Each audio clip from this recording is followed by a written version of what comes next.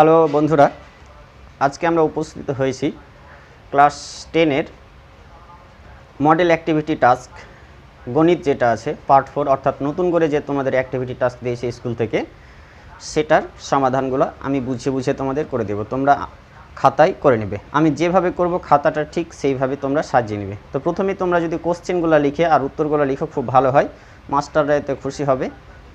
আর মাস্টারদের খুশি করতে পারলেই তো তোমাদের মার্ক ভালোভাবে দেবে আর কি।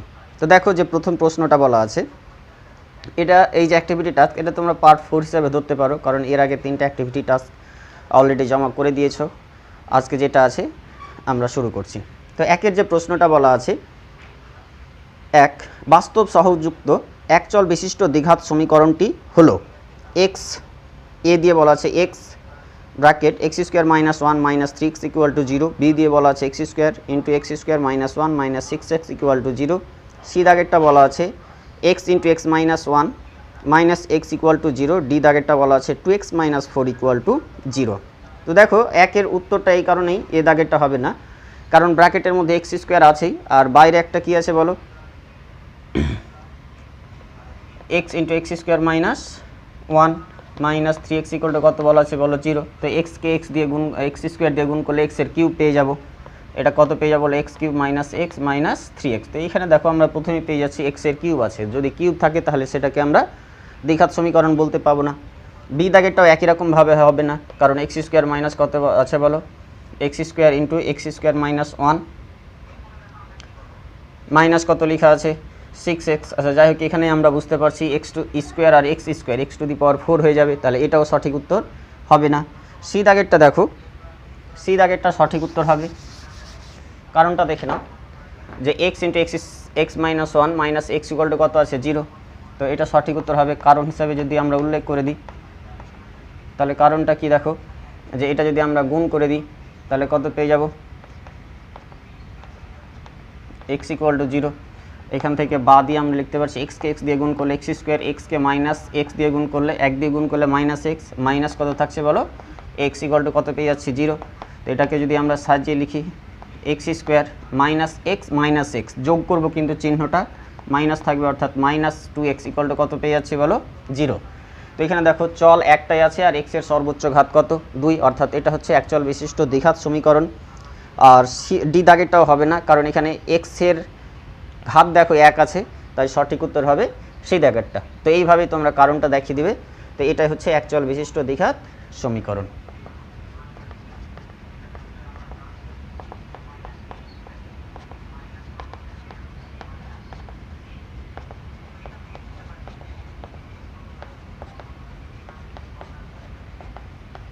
দ্বিঘাত সমীকরণ। তারপরে দেখো 2-এর যে প্রশ্নটা বলা আছে যে 2x minus 2 into x plus 3 equal to 0 সমীকরণের বীজ দুটি হলো। তাহলে দেখো কোনো সমীকরণের বীজ যদি বলা হয়, অ্যাকচুয়ালি বীজগুলো সমীকরণটা যদি আমরা সমাধান করি আর সমাধান করে যে উত্তরগুলো পাবো সেগুলোকে বলা হচ্ছে সমীকরণের বীজ। তাহলে তোমরা প্রশ্নটা কিন্তু আগেই লিখে নেবে, আমি এইভাবে করাচ্ছি দেখো। তাহলে 2x মাইনাস 2 ইন্টু কী লেখা আছে বলো, এক্স প্লাস 3, এটা ইকুয়াল টু কত বলা আছে 0। তো এখান থেকে আমরা কিভাবে বের করব, যে দুটো সংখ্যার গুণফল যদি কি হয় 0 হয়, তাহলে হয় এটা সমান একবার 0 হবে, না হয় এটা সমান একবার লিখতে পারবো। তো এখান থেকে লিখতে পারছি আমরা যে হয় 2x মাইনাস 2 এটা ইকুয়াল টু 0, অথবা কি লিখতে পারবো যে x প্লাস 3 এটা ইকুয়াল টু একবার 0। তাহলে বলো এখান থেকে যদি আমরা সমাধান করি, এটা মাইনাস 2 থাকছে, তাহলে ডান দিকে গেলে প্লাস 2 হবে, এক্সের সঙ্গে 2 গুণ আছে, ডান দিকে গিয়ে ভাগ হবে, তাহলে কত পেয়ে যাব 2/2, কাটাকাটি করে কত পাচ্ছি বলো 1, তাহলে x সমান এখানে পেয়ে গেলাম 1। আর এখানে x প্লাস 3 আছে, ডান দিকে গেলে কত হবে মাইনাস 3, তার জন্য এটা সঠিক উত্তর কত হবে 1, মাইনাস 3, অর্থাৎ সঠিক উত্তর সি।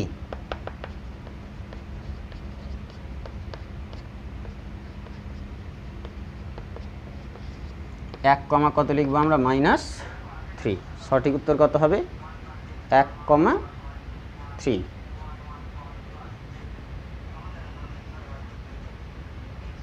নেক্সট যে প্রশ্নটা আছে তোমরা দেখে নাও। তো প্রথম যে প্রশ্নটা বলা আছে, বার্ষিক 10% সরল সুদের হারে 50 টাকার 2 বছরের সুদ ওই একই হারে 100 টাকার 1 বছরের সুদের দ্বিগুণ হবে, অর্ধেক হবে, 1/4 হবে, সমান হবে। তো এটা আমরা করে দেখি, না হলে তো বলা যাচ্ছে না। তাহলে প্রথম ক্ষেত্রে দেখো বলা আছে আসল কত টাকা, 50 টাকা। তাহলে আমরা দুই এইভাবে করবো, এটা দেখাবো। তোমরা প্রশ্নটা আগে লিখে নেবে। এটা দেখাবো আমরা প্রথম ক্ষেত্রে আসল পি সমান কত টাকা বলা আছে বলো, 50 টাকা। সুদের হার আর সমান কত পার্সেন্ট বলা আছে, 10%। আর সময় এটা টি সমান কত বলা আছে বলো, 2 বছর। তাহলে এই ক্ষেত্রে আমরা মোট সুদ কত পেয়ে যাব,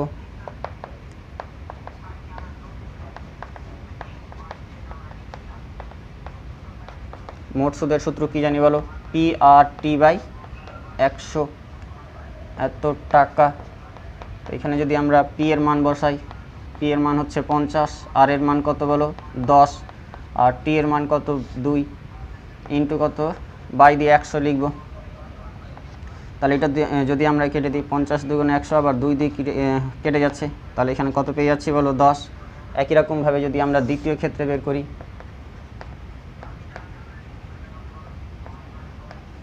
দ্বিতীয় ক্ষেত্রে দেখো পেয়ে যাচ্ছি আমরা আসল কত বলা আছে, 100 টাকা বলা আছে।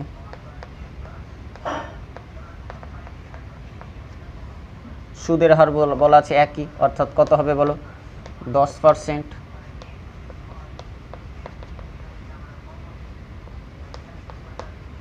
আর সময় কত বলা আছে 1 বছর, অর্থাৎ সময় এখানে টি বলা আছে কত 1 বছর। তাহলে এই ক্ষেত্রে মোট সুদ সমান কত হবে, অর্থাৎ এই ক্ষেত্রে আমরা লিখব মোট সুদ। তো এটার সূত্র কি হবে, পি আর টি বাই 100, এত টাকা। তাহলে পি এর মান আমরা পেয়ে গেছি এখানে 100, আর এর মান 10, টি এর মান 1 বাই কত পেয়ে যাচ্ছি 100। তো দেখো 100 100 আমরা কেটে দিতে পারছি, তাহলে কত পেয়ে গেলাম বলো 10। তো লক্ষ্য করো, আগেও মোট সুদ কত টাকা পাচ্ছি 10, আর পরেও মোট সুদ কত পাচ্ছি 10। তাহলে আগে আর পরে কি হলো, টোটালটা সমান পেয়ে গেলাম। তাহলে এখানে সঠিক উত্তর কি হবে, ডি দাগ। অতএব আমরা লিখে দিব সঠিক উত্তর ডি সমান।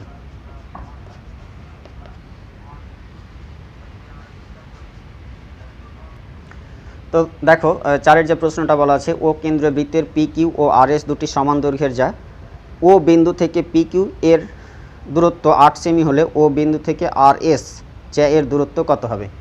তাহলে দেখো কন্ডিশনে যে আমরা যদি ছবিটা আঁকি, তাহলে এটা হয়ে যাচ্ছে বৃত্ত, আর বৃত্তের কেন্দ্র হচ্ছে ও, আর ও বিন্দু থেকে দুটো সমান দূরত্বে দুটো জ্যা বলা আছে, একটা পি কিউ আর একটা হচ্ছে আর এস। তো বলা আছে পি কিউ যে জ্যা এর দূরত্ব কত 8 সেমি, তাহলে আর এস যে জ্যা আছে তার দূরত্ব কত হবে। তো আমরা ধরে নিচ্ছি যে এই পি কিউ জ্যাকে ও এটা এ, অর্থাৎ এ বিন্দুতে ছেদ করছে, আর এইটার অর্থাৎ আমরা আর এস বিন্দু থেকে আর এস জ্যা থেকে ও বিন্দুর যে দূরত্ব সেটাকে ধরছি আমরা ও বি। তাহলে এখন দেখো চিত্রে বুঝতেই পারছি যে আমরা জানি সমান দৈর্ঘ্য জ্যা কী করবে, বৃত্তের কেন্দ্র থেকে সমান দূরত্বে থাকবে, অর্থাৎ ও এ এটা যদি 8 সেন্টিমিটার হয়, ও বিও কী হবে 8 সেন্টিমিটার হবে। তাহলে সঠিক উত্তর হবে এ দাগেরটা।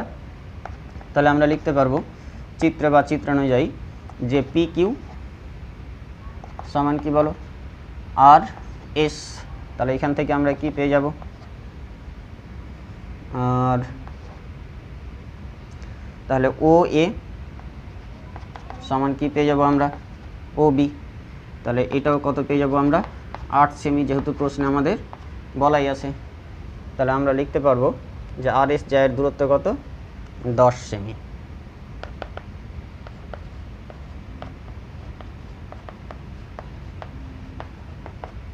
Sorry 8 semi.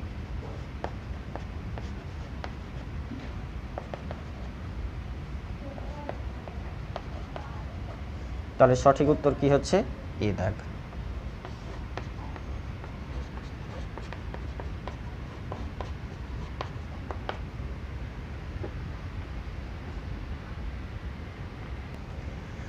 তারপর দেখো সত্য মিথ্যা যেটা বলা আছে, একটি ঘনকের প্রতিটি ধারের দৈর্ঘ্য অর্ধেক করা হলে ঘনকটির আয়তন প্রথম ঘনকের আয়তনের 1/8 অংশ হবে। তাহলে করে দেখতে হবে। আমরা ধরে নিচ্ছি যে প্রথম ক্ষেত্রে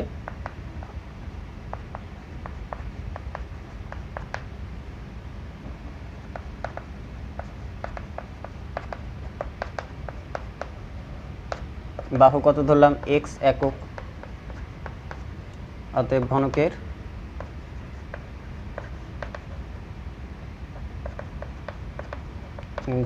আয়তন কত পেয়ে যাব আমরা, বাহু কিউব ঘন একক। পরে ঘনকের বাহুর দৈর্ঘ্য অর্ধেক হয়ে যাচ্ছে,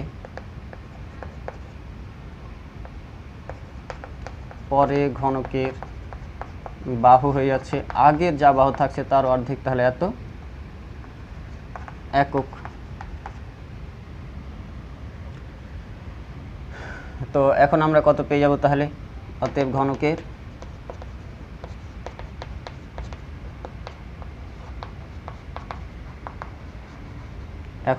আয়তন কত হবে বলো, বাহু কিউব অর্থাৎ x/2 তার কিউব এত ঘন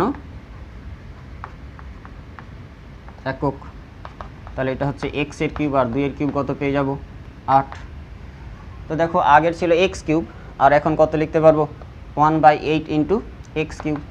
তাহলে 1/8 ইন্টু এক্স কিউব এত ঘন একক। তাহলে দেখো আগের ঘনকের কত গুণ হচ্ছে 1-এর 8 গুণ। তাহলে এটা কি বলা আছে, সত্য। তাহলে এটা লিখতে পারছি আমরা 1-এর 8 গুণ প্রথম ঘনকের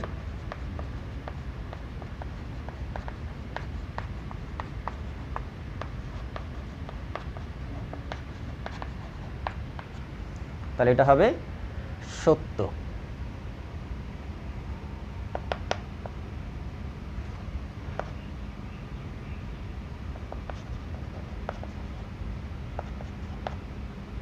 তোমরা প্রশ্ন লিখে উত্তরটা লিখে সত্য লিখবে, তাহলে বুঝতে সুবিধা হবে। তারপরের প্রশ্নটা দেখো,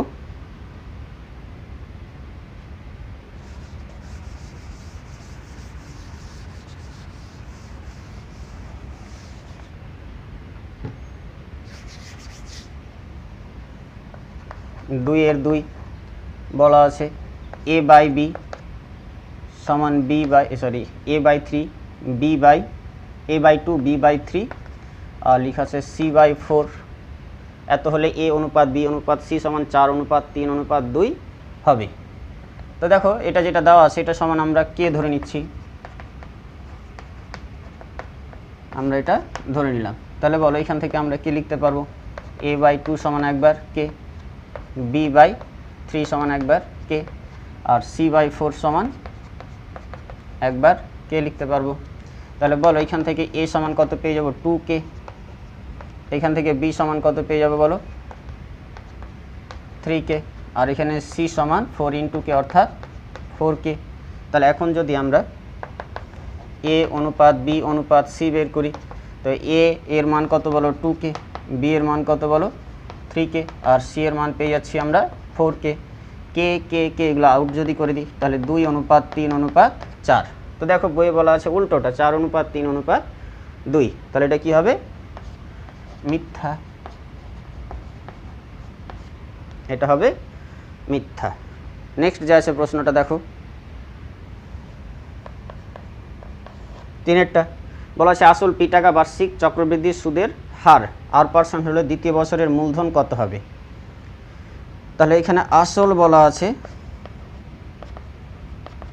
p টাকা, তাই তো, বার্ষিক চক্রবৃদ্ধি সুদের হার,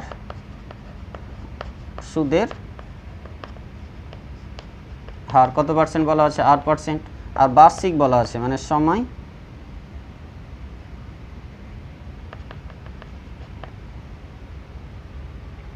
তাহলে দ্বিতীয় বছরের মূলধন।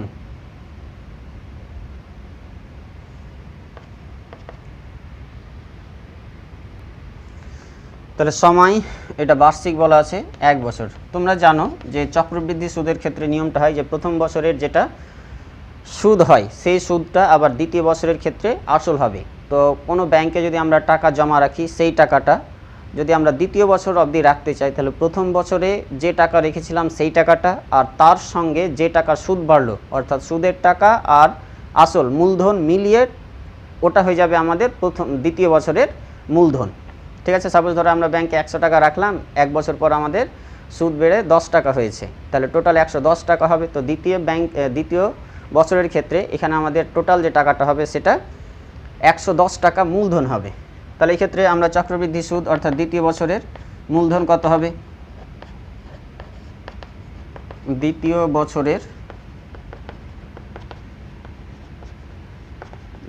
বছরের মূলধন কত পেয়ে যাব? সূত্রটা কি জানি? P into 1 plus R by 100 তারপর এন। তো পি এর মান পি দেওয়া আছে পি প্লাস 1, আর এর মান আর বাই কত লিখব? 100 তারপরে এন অর্থাৎ এন এর মান 1 এত টাকা। তাহলে এটা পেয়ে যাচ্ছি আমরা P into 1 plus R by 100 পাওয়ারে কত বলো? 1 আর লিখতে হবে না, তাহলে এত টাকা। কিন্তু প্রশ্নে কি বলা আছে যে পি আর বাই 100। ওটা হতো যদি আমাদের সরল সুদের ক্ষেত্রে হতো, তার জন্য এটা কি হবে? মিথ্যা হবে।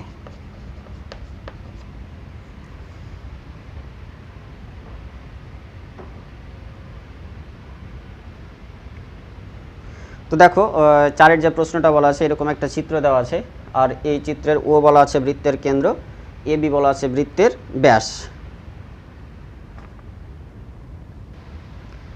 তো দেখো এখানে যে প্রশ্নে বলা ছিল যে এ পি বি এটা তাহলে কি হয়ে যাচ্ছে বলো? অর্ধবৃত্তস্থ কোণ। আর আমরা জানি অর্ধবৃত্তস্থ কোণ কত ডিগ্রি হয়? 90 ডিগ্রি।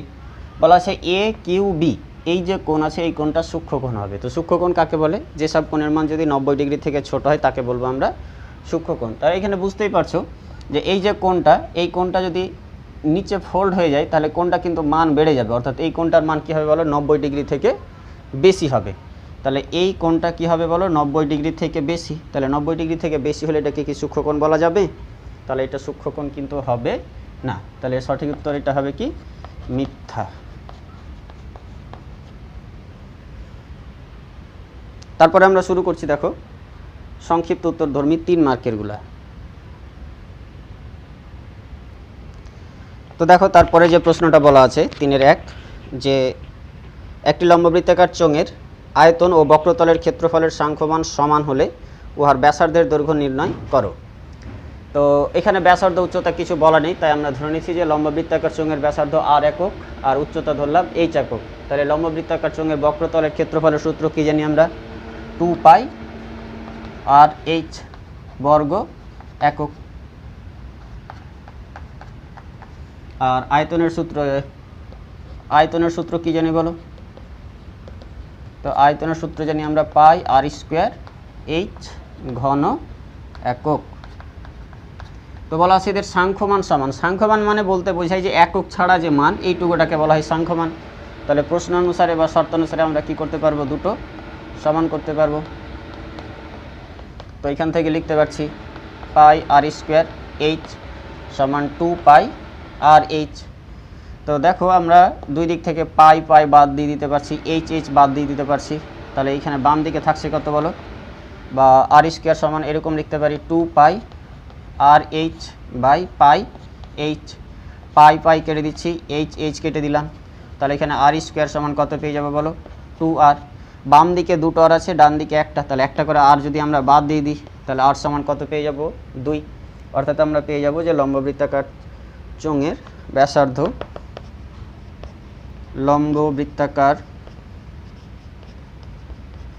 চোঙের ব্যাসার্ধ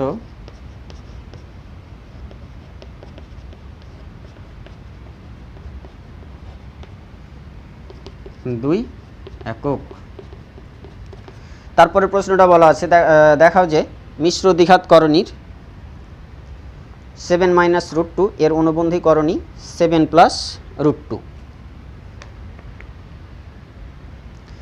তো এটা দেখানোর জন্য দেখো যে দুটো করণী অনুবন্ধী করণী সেই দুটো করণীর আমরা যোগফল বের করব আর গুণফল বের করব। যদি দেখা যায় দুটোই কি হচ্ছে মূলদ সংখ্যা তাহলে আমরা বলবো যে করণীদ্বয় হচ্ছে পরস্পরের অনুবন্ধী। তাহলে আমরা একবার এদের যোগফল বের করি। তো আমরা কি লিখব যে করণীদ্বয়ের যোগফল প্রথমে লিখছি।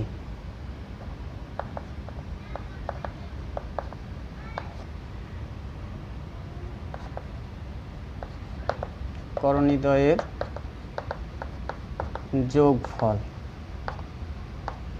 তো যোগফল কিভাবে বের করব আমরা, দেখো একটা 7 মাইনাস √2 আর একটা হচ্ছে 7 প্লাস √2, 7 মাইনাস √2 প্লাস 7 প্লাস √2, এটা কি হচ্ছে বলো, কেটে যাচ্ছে, তাহলে 7 যোগ 7, এটা কি হচ্ছে একটা মূলদ সংখ্যা, ঠিক আছে।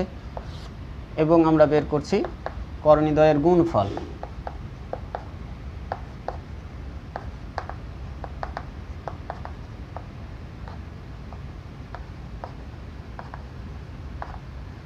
তাহলে গুণফল মানে কি লিখবো বলো, 7 মাইনাস √2 ইন্টু 7 প্লাস √2, তো দেখো এটা a স্কোয়ার মাইনাস b স্কোয়ারের সূত্র, অর্থাৎ 7-এর স্কোয়ার লিখতে পারবো আর √2 তার স্কোয়ার, 7-এর স্কোয়ার কত বলো 49 আর √2 এর বর্গ, তো এটা কত পেয়ে যাচ্ছি আমরা 45।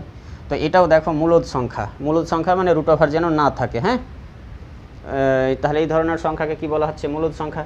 তাহলে যেহেতু করণীদ্বয়ের যোগফল ও গুণফল উভয় মূলদ সংখ্যা, অতএব করণীদ্বয় পরস্পর অনুবন্ধী করণী। লিখব যেহেতু করণীদ্বয়ের বা করণী দুটির যোগফল ও গুণফল উভয় মূলদ সংখ্যা,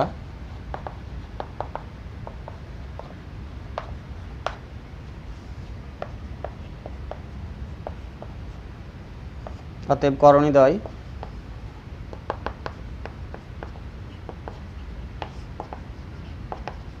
পরস্পর অনুবন্ধী।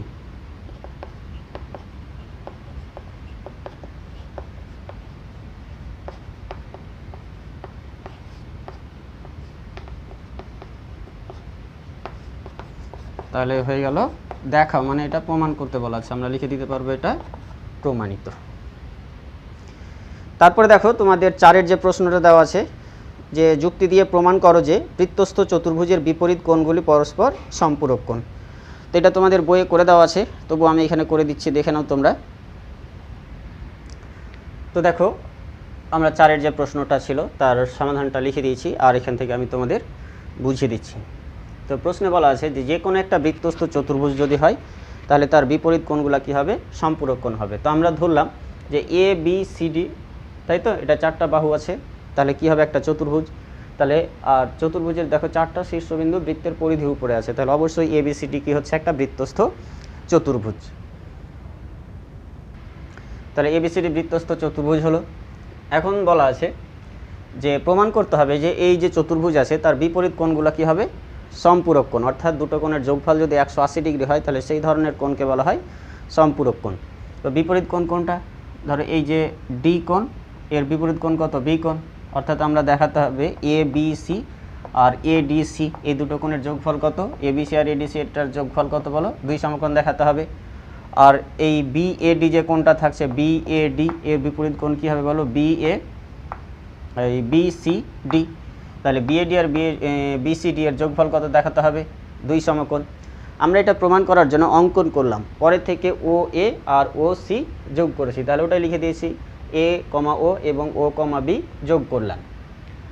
এর আগের যে একটা উপপাদ্য পড়ে এসছো যে কোনো একটা বৃত্তচাপ ত্রিভুজের ক্ষেত্রে যে বৃত্তস্থ ত্রিভুজ যদি থাকে তাহলে ওই ত্রিভুজের বৃত্তচাপ কেন্দ্রে যা কোণ উৎপন্ন করবে সেটা কি হবে, বৃত্তস্থ কোণের অর্ধেক হবে, অর্থাৎ কেন্দ্রস্থ কোণের মান বৃত্তস্থ কোণের দ্বিগুণ।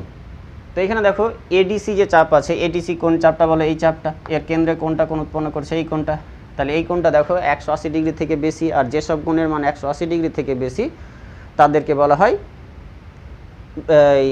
প্রবৃদ্ধ কোণ আর কি। তো এই কোণটা যেহেতু এওসি, এই কোণটা দেখো এই দিকের নামটাও এওসি হয়ে যেত, এইটার যেন ভুল নয় তার জন্য আমরা প্রবৃদ্ধ কথাটা উল্লেখ করে দিব।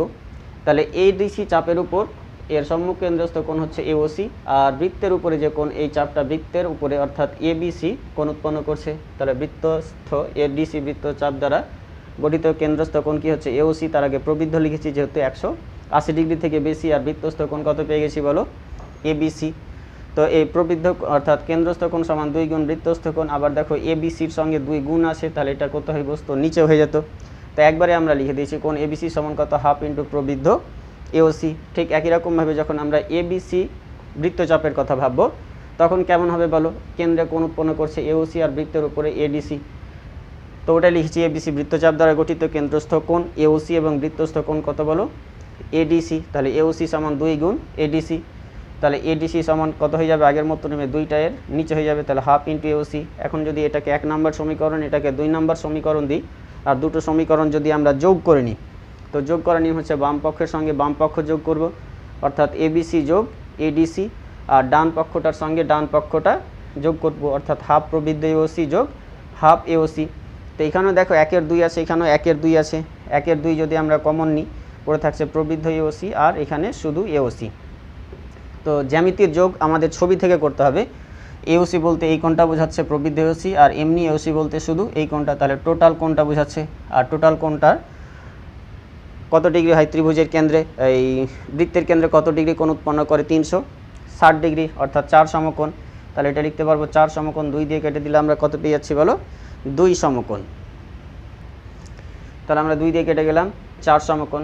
ঠিক একই রকমভাবে যদি আমরা এই ওবি আর ওডি যোগ করি, তাহলে আমরা একইভাবে প্রমাণ করতে পারবো যে বাকি যে দুটো কোণ থাকছে, অর্থাৎ বি এডি আর বিসিডি, এই দুটো কোণের যোগফল কত হবে, 2 সমকোণ। ঠিক আছে। তো আমার চ্যানেলটা যদি তোমাদের কোনো উপকারে এসে থাকে তাহলে বন্ধুদের শেয়ার করবে, আর সাবস্ক্রাইব করে দেবে যারা দেখছো। অবশ্যই এরকম তোমাদের মাধ্যমিক 9, 10, 11, 12 এর ক্লাস আমি করাই। ইচ্ছুক ছাত্রছাত্রীরা চ্যানেলটাকে সাবস্ক্রাইব করে দেবে এরকম সুবিধা পাওয়ার জন্য।